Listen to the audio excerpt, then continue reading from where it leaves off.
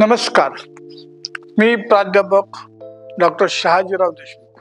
आज आपणास मी मानवी अंतरंगातील सप्तधातू याबाबत बोलणार आहे. सप्तधातू हे मानवी शरीरास अत्यावश्यक असणारे महत्वाचे घटक आहेत.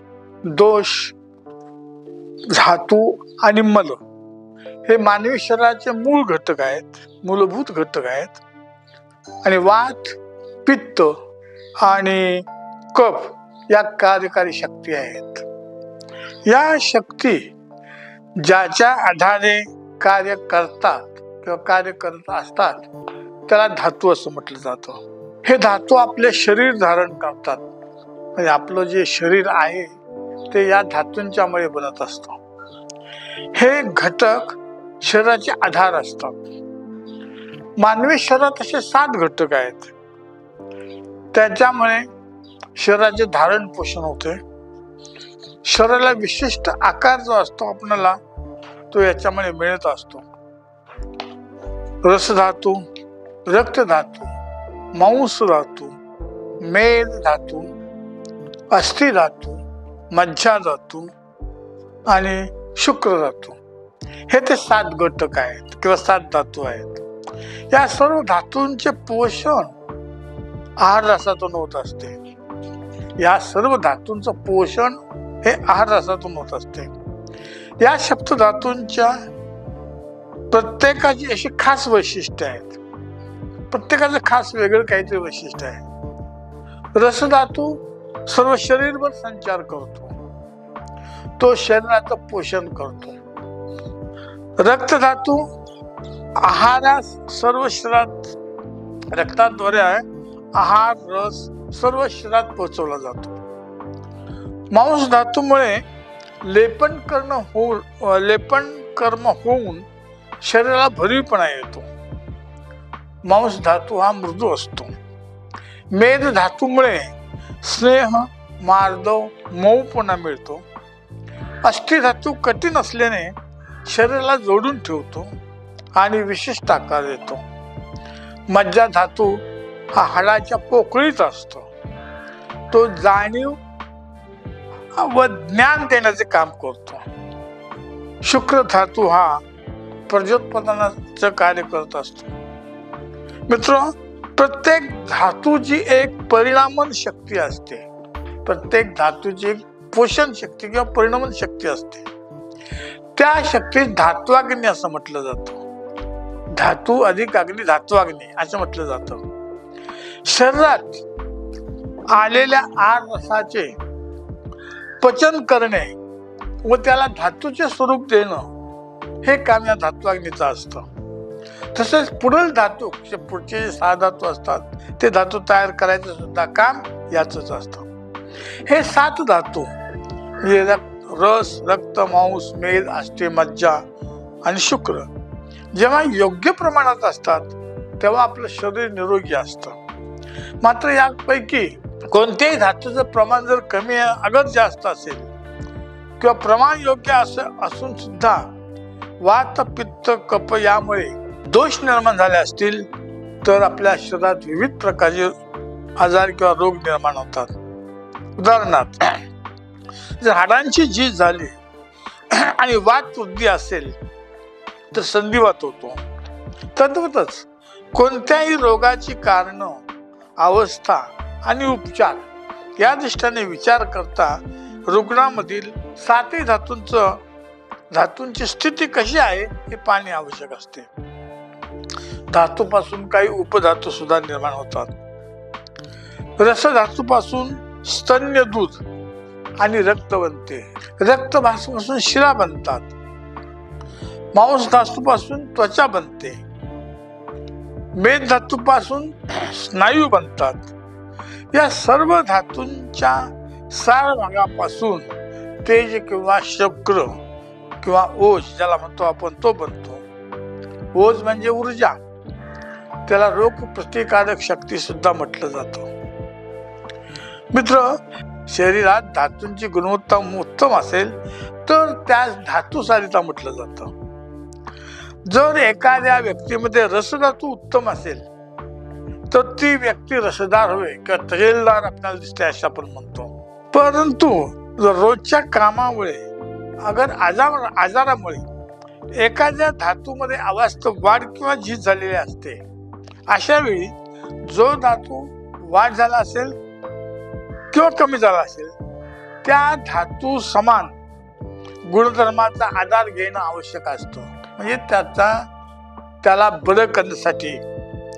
उदाहरणार्थ मांसाहार केला तर मांस धातू वाढतो.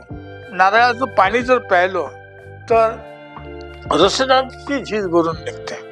आपण आता प्रत्येक धातू कशा पद्धतीने असतो हे पाहूया. रसधातू पहिला जो आहे तो रसधातू. आपण जो आहार घेतो त्याच्या सार भागापासून आहार रस तयार होतो. आहार रसापासून रसधातू तयार होतो. आहार रसातून प्रथम शरीराचे पोषण होते. त्यातून उत्पन्न होणारा रसधातू सर्व शरीरभर पसरतो, फिरत असतो. हृदय व हृदयाशी संबंधित वाहिन्यामधून रसधातूचे कार्य चालतं.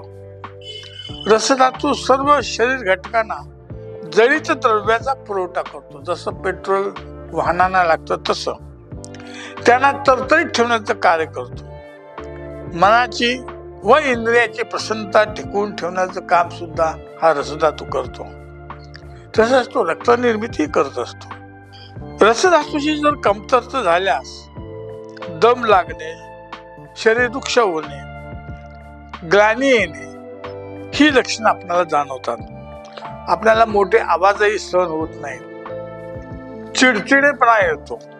हृदयात धडधडणे, दुखणे, पोकळपणा वाटणे अशी लक्षणे आपल्याला जाणवत असतात.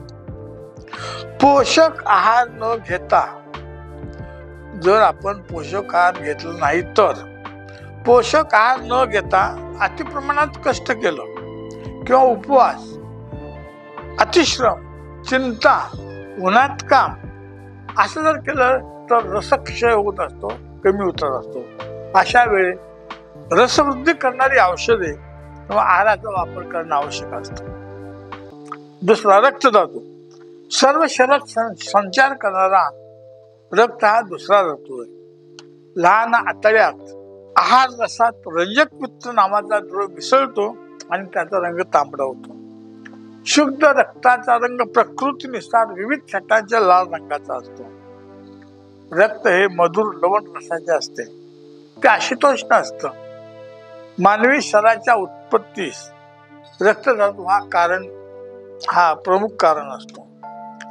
जीवित अवस्था टिकविणे, शरीर बल, शरीराचा वर्ण वाढवणे इत्यादी कार्य हा रसधातू करत असतो.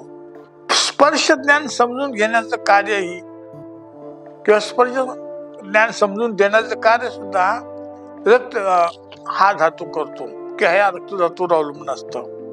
तसेच मांस धातूचं पोषण, इंद्रियाची प्रसन्नता, इंद्रिय ग्रहण शक्ती, मन प्रसन्नता, शरीर सुदृढता, शरीर क्षमता या रक्तधातूवर अवलंबून असते.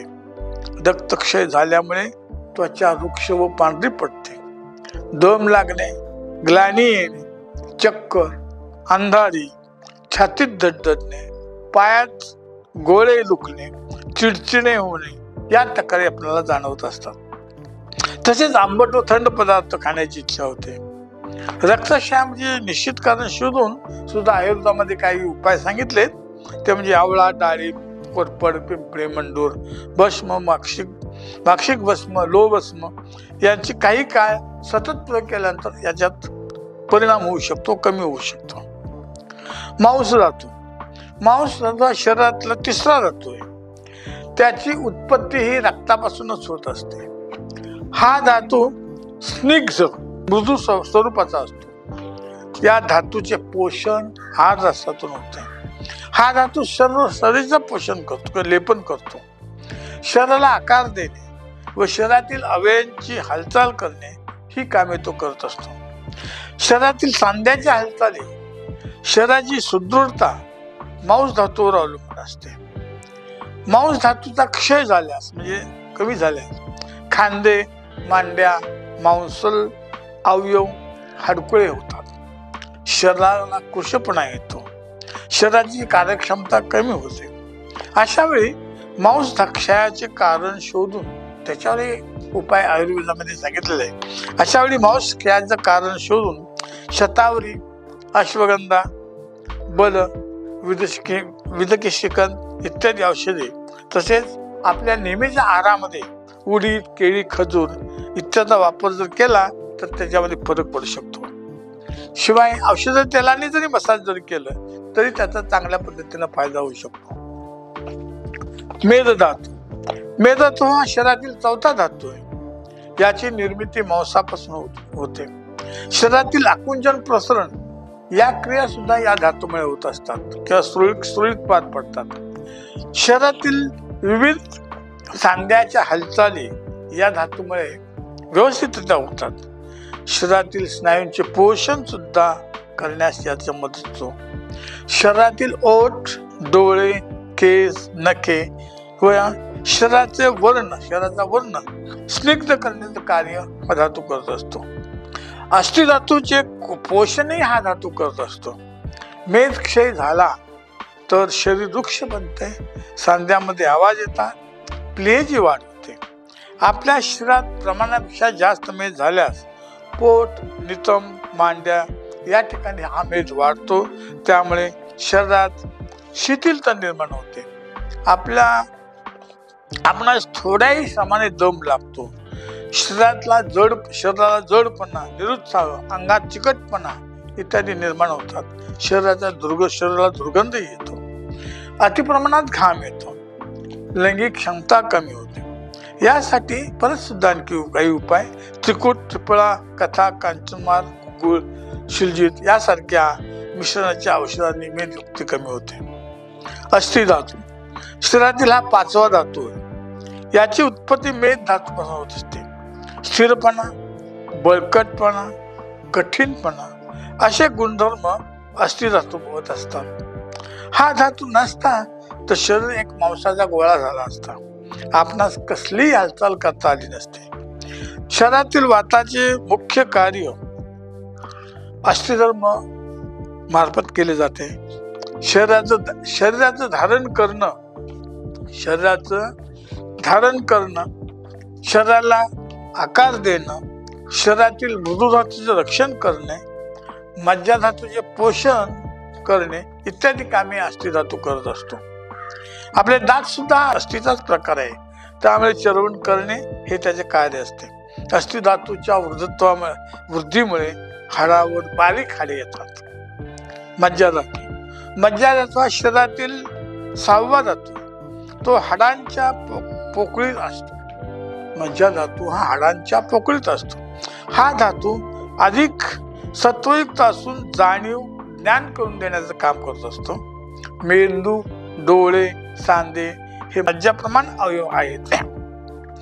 बुद्धी, विविध कल अथवा शास्त्राबाबतचं प्रेम, गुणग्राहकता, डोळ्याचे तेज, शरीराचे आविर्भाव, इतराबाबतचे प्रेम इत्यादीचा स्निग्धपणा, कांती, तेज, शरीर बल, मनाची शक्ती या सर्व गोष्टी मज्जाधातूवरच अवलंबून असतात. शुक्र धातूचे पोषण करणे हा सुद्धा मज्जाधातूचं काम असतं. मज्जाधातूचा जर क्षय झाला तर हाडे पोकळ झाल्यासारखे वाटतात. तसेच चक्कर येणे, निरुत्साह, आकलन शक्ती कमी होणे, स्मरणशक्ती, सहनशक्ती इत्यादी कमी होत असते. शुक्र धातू किंवा ओज किंवा ऊर्जा, ओज हा शरीरातील 7वा धातू. शरीरातील सर्व धातूंचे सार यात सामावलेले असते. हा धातू सर्व शरीर व्यापतो. आपल्या शरीरात जे तेज निर्माण होते ते शुक्र धातूंच्यामुळे होत असतो.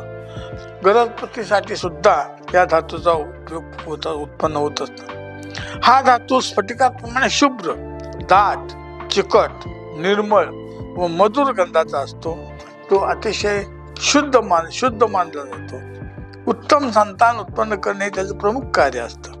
शरीर सुदृढ, सामर्थ्यवान, तेजस्वी करण्याचं काम हा शुक्र धातू करत असतो. स्वप्नदोष पोषक आहाराचा अभाव असल्यास शुक्रक्षय निर्माण होतो. ज्या व्यक्तीच्या शरीरात या 7 धातूचे प्रमाण योग्य असते ती व्यक्ती निरोगी असते, ते आपण पाहिलं. तसंच आयुर्वेद शास्त्राच्या प्रयोजनाचा एक भाग सुद्धा हा धातू सामर्थ्य असा आहे होतो. धातूचा उल्लेख शरीराचं मूळ कारण असाही केला जातो. मित्र, हे सप्त धातू जे आहेत हे आपल्या शरीराला अतिशय महत्वाचे घटक आहेत. पहिला जो रसधातू म्हणजे जे आपण अन्न खातो ते पचतं, म्हणजे ते बारीक चावून करतो, त्याचा रस तयार होतो, ते जठरात किंवा पोटात जातं, तिथं ते पचतं. म्हणजेच वेगवेगळे ऍसिड्स, अल्कलीज, काय असेल त्यात रस पाचक मिसळतात आणि ते पचतं. म्हणजे रॉटनिंग सिस्टीम त्याच्यामध्ये असते आणि रस तयार होऊ लागतो आणि नंतर तो लहान आतड्यात जातो. लहान आतड्यात गेल्यानंतर हा जो रस असतो तो त्याची कातडी जी असते त्यात आतल्या बाजूनं ऍब्सॉर्ब म्हणजेच शोषून घेत असतो. पुढे तो मोठ्या आतड्यात ढकलला जातो, तिथेही तेच काम केलं जातं आणि राहिलेला जो आपण खाल्लेल्या अन्नाचा चौथा असतो किंवा मला असतो तो मलाशयात जातो आणि तिथून पुढे आपण तो बाहेर सोडतो. ही सगळी प्रक्रिया झाल्यानंतर आपला हा जो रस असतो तो शोषून घेतलेला सर बाहेर पडतो, साठतो, त्यात ते रंजक पित्त मिसळतं आणि रक्ताचा रंग तांबडा होतो. आणि हे रक्त किंवा पांढरं रक्त, तांबडं रक्त जेव्हा फुफ्फुसाकडे जातं आणि फुफ्फुसामध्ये जी आपली हवा असते त्या हवा घेतल्यानंतर त्या हवेतला फक्त ऑक्सिजन 21% ऑक्सिजनच फक्त तेवढा किंवा शोषून घेतो आणि ते पुढे हृदयापर्यंत नेतो आणि हृदयानंतर संपूर्ण शरीरभर पसरलं जातं. अशा पद्धतीनं या सप्तधातूचं महत्व आपल्या शरीराला किंवा अंतरंगाला आहे. आपणाला आवडलं असेल तर लाईक करा, सबस्क्राईब करा आणि टीकात्मक परीक्षण पाठवून द्या. नमस्कार.